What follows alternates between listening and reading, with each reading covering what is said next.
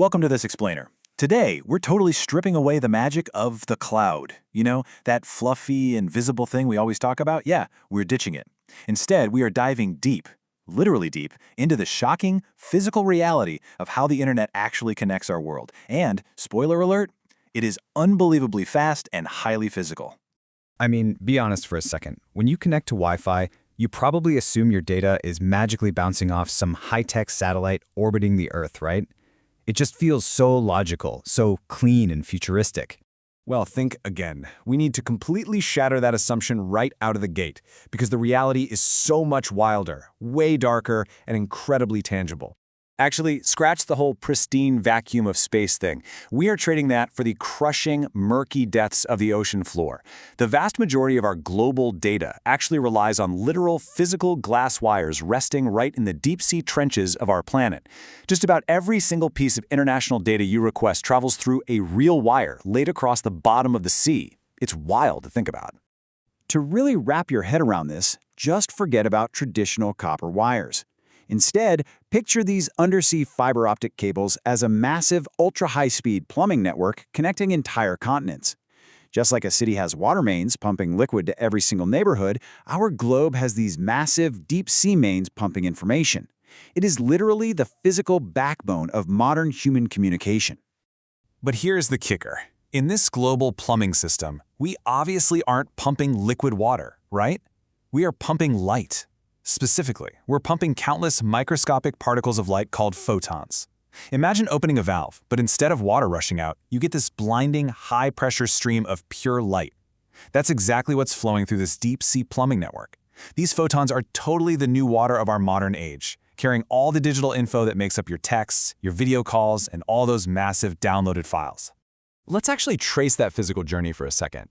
So, step 1. Your data, let's say it's a photo you're sending to a friend, enters a pipe here in the US as a glowing stream of light. Step 2, that light frantically zigzags, just endlessly bouncing off the highly reflective interior walls of the glass pipe as it navigates the uneven, winding ocean floor. And then step 3, after bouncing its way through thousands of miles of deep-sea pipeline, boom, it arrives instantly in Pakistan, translating right back into the exact photo your friend sees on their phone.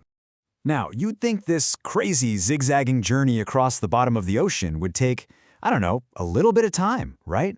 But the delay you experience is essentially zero. Since we're pumping pure light, the data crosses entire oceans in mere milliseconds. To us, it feels completely instantaneous. You click, and bam, it's there.